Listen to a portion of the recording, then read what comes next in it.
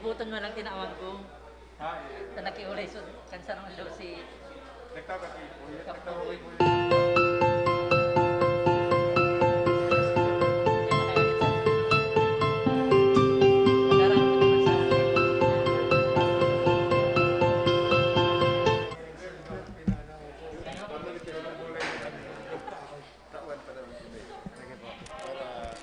Madam Chair, Okay, Honorable Baldemoro.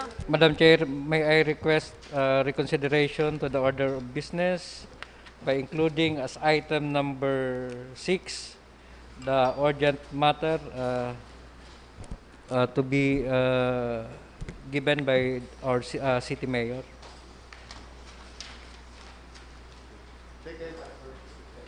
Okay, second. Approve. Okay, Honorable Del Castillo. Madam Chair, can we give the mayor a time to explain to us this new request for us, for our consideration in today's regular session? Second.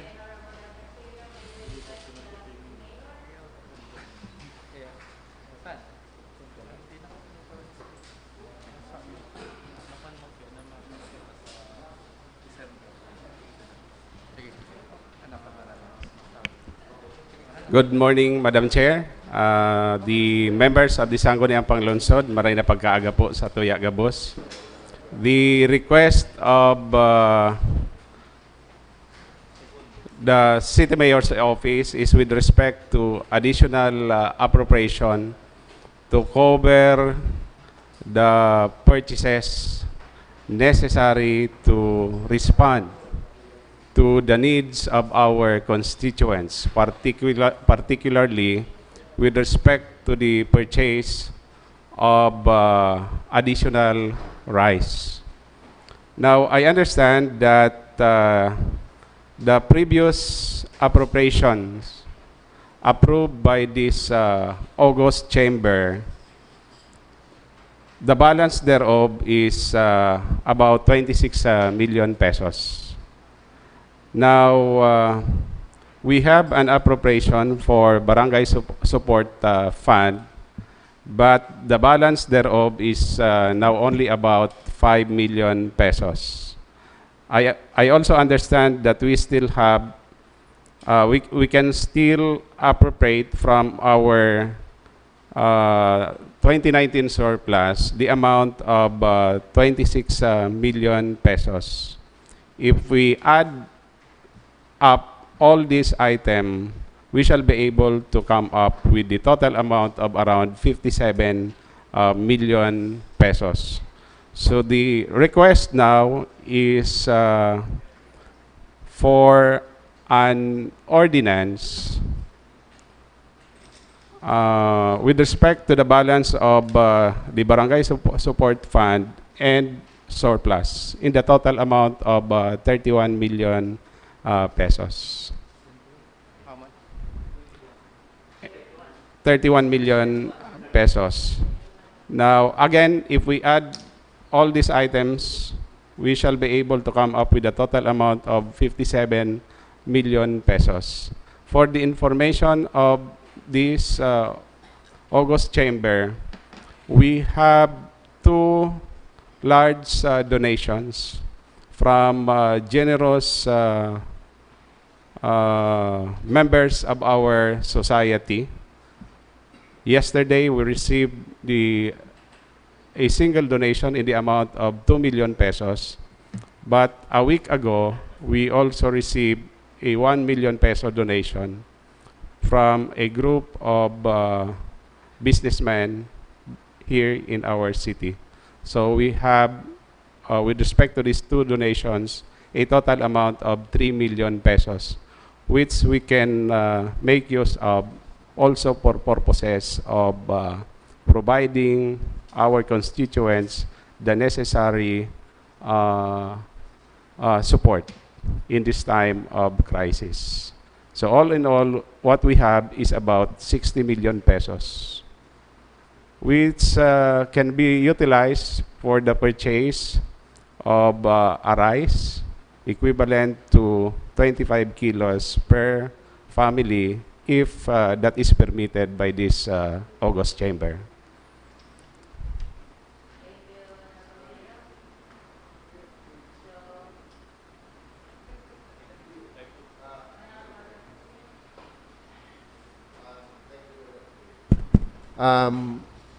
Previously, during today's regular session, we have already approved the passage of an ordinance which authorizes the use of the remaining balance of the barangay support fund, which we believe that it will augment the amount necessary for this particular purpose. So, what remains, Madam Chair, is the additional appropriation of 26 million pesos chargeable against the surplus to make it 57 million.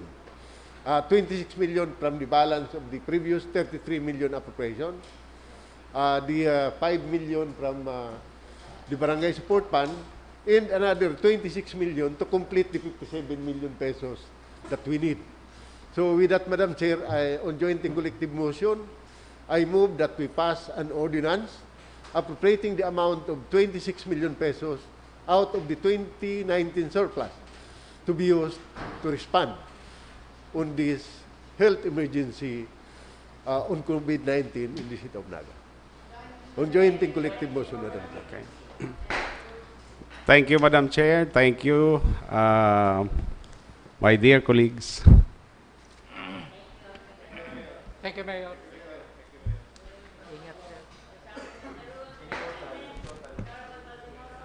Madam Chair, on our calendar of business, we will take up unfinished business item number 1. And may I move, Madam Chair, to defer item number 2, 3, and 4, as well as number 6 and 7. And item number 5 be referred to the Committee on Education.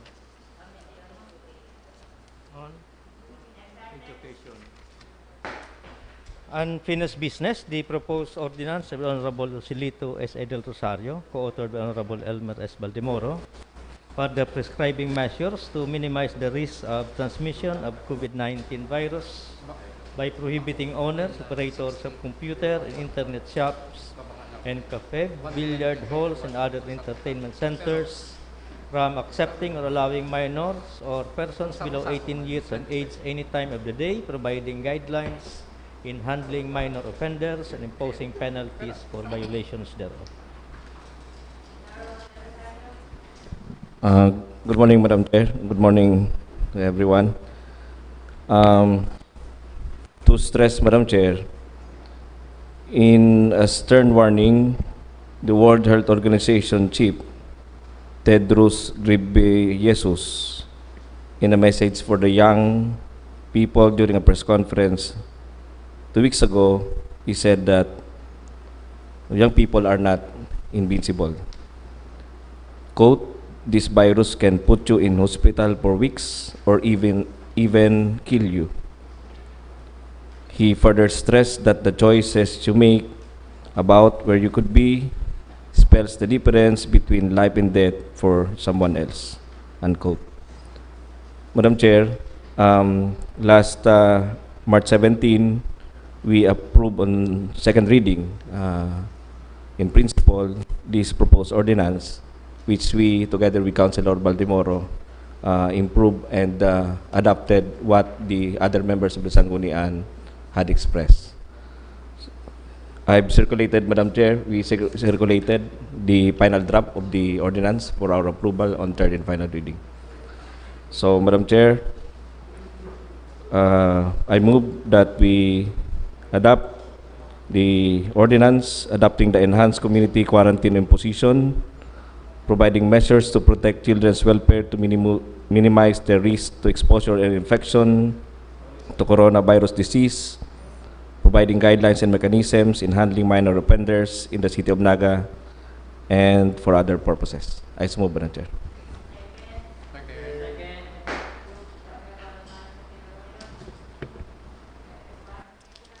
I support this proposed measure. I just would like to suggest, in order that the protection would really be strong and enforceable, under Section 7 are prescribed procedure for handling the subject matter. So there should be a provision for penalty in case these prescribed measures are not carried out. Like for example, kung si law enforcer violates or commits any of these prohibited acts in the handling of minors, then dapat igong penalty. So iyan ang sarong missing digdiyo, tabi Madam Chair, which I suggest to the authors to provide. Otherwise, baliwala ining Section 7.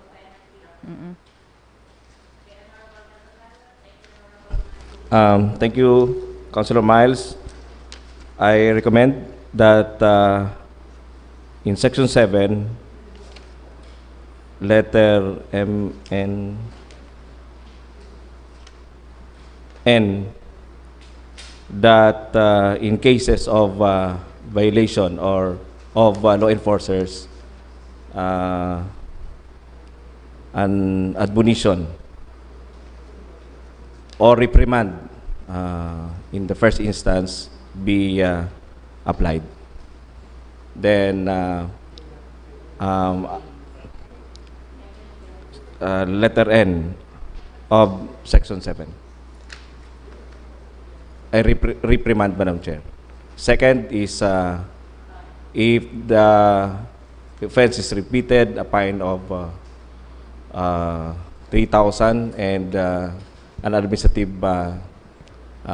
complaint be filed against him, and on the third offense, penalty of fine of 5,000 and a case of administrative the necessary administrative case be filed against him or her.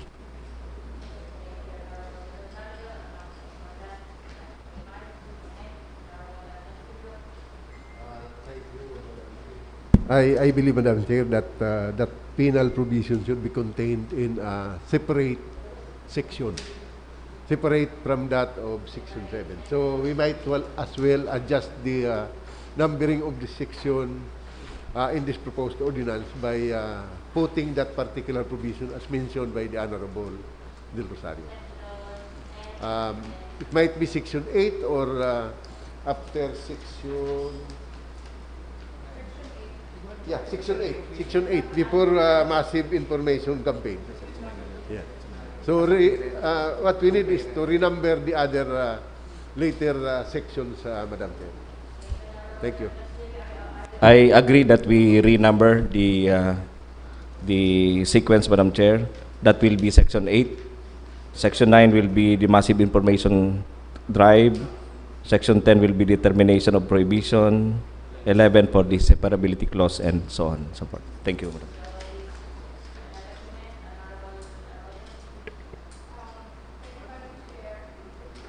Thank you to the author for responding to that suggestion. However, on the first offense, I don't think reprimand would be sufficient if the violation is grave in a sense as enumerated in any of these provisions. Like for example, if unnecessary force was or violence was committed, we cannot just penalize it with reprimand.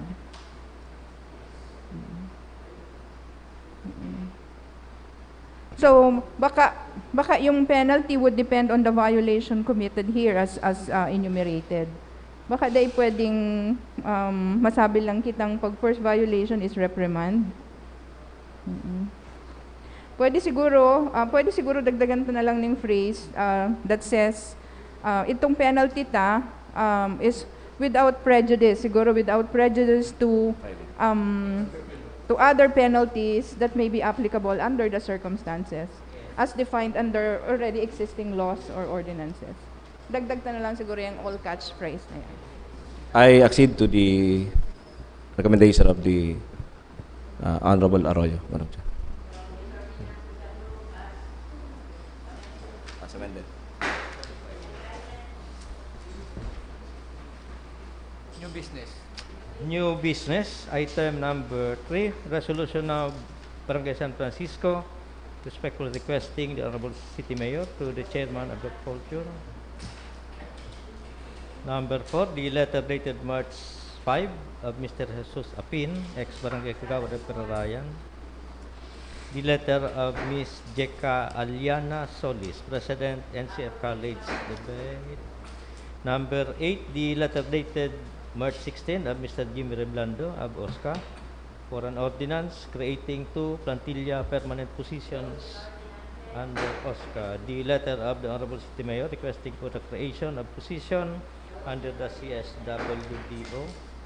The letter dated March 5 of Ms. Marjorie Manabat, Director Ateneo Ricardo Leong Center for Chinese Studies, requesting exemption from amusement tax. The letter of Mr. Leopoldo de los Santos requesting e-trike franchise. The letter of Ms. Peña Francia Amoroso Bordan. Nominal voting. Thank you, Madam Chair. But before the nominal voting, Madam Chair, could you pass a resolution thanking the group of businessmen who donated 1 million? No. No. Bako po. Itong abong magpabisto day taman to. Ito pong saro na a group, I think the Rotary Club of Naga who donated 1 million pesos. On joint and collective motion, Madam.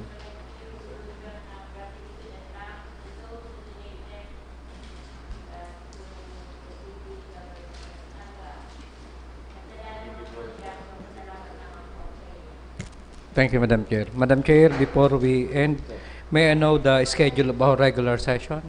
Next Tuesday is Holy Tuesday.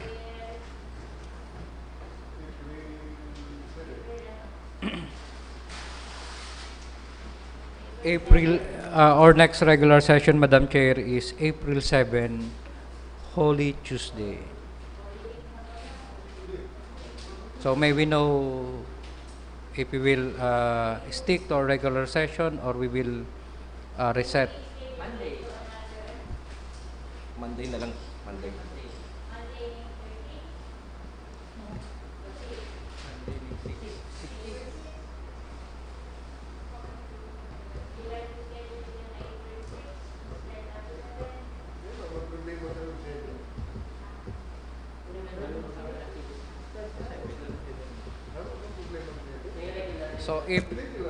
So if the body agree, Madam Chair, we will have our next regular session on April 7 at 9 a.m. And we will also dispense the wearing of formal attire.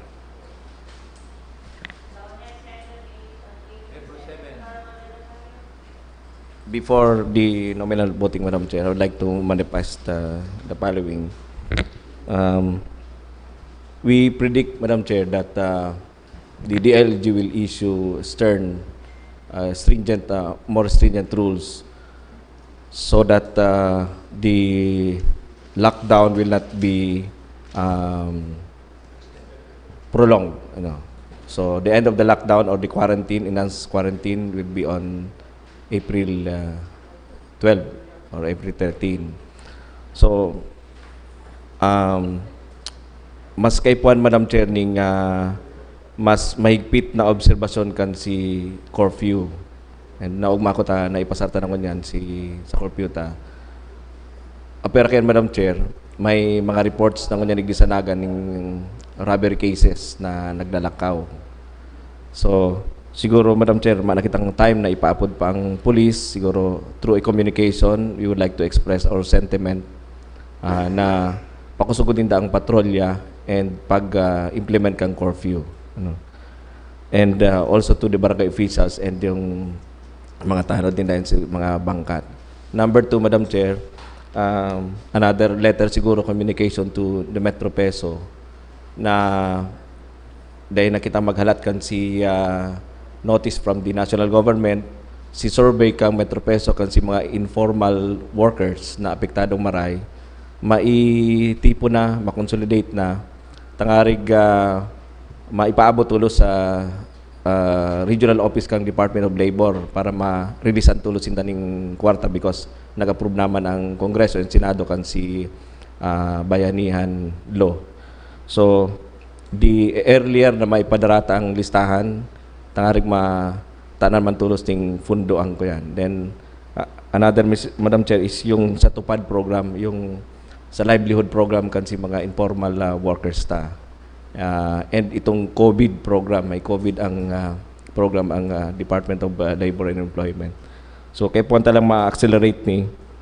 And Madam Chair, we last session we already approved itong suspension kan si mga sa taxes ta due sa iba-ibang we request the CEPU to maximize yung information kanitang arig na maisiyan kasi mga kababayan ta na day pa nag-aaram kan si pigpasar na suspension kang sanggunian last March 27 based on the request of the city mayor. We already approved it. The ordinance suspending as per request of the city mayor. And lastly, Madam Chair, after kaning mga problema ini siguro we have to come up with a very solid data. We discussed earlier ining dapat data driven ang decision making ta. So dapat ma-consolidate kan si mga barangay and if necessary a technical working group dahil na kita maghalat kan si census kang pwedeng under the direction of the city mayor para ma-consolidate si kabos na mga data ang kaipuan. Siguro pwedeng arrogant ang direction ta. I suggest, Madam Chair. Thank you and good morning.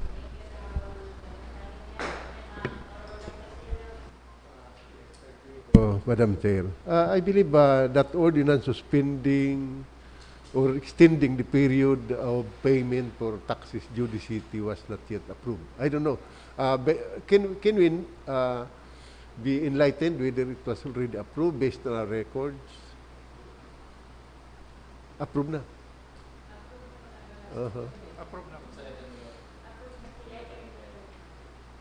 Yeah, because as I understand, garo may pig-differ kitang item on that request of the mayor. Yes. I think there was an... Yes, but I think there was one request which was not yet approved in referred to the Committee on Ways and Means.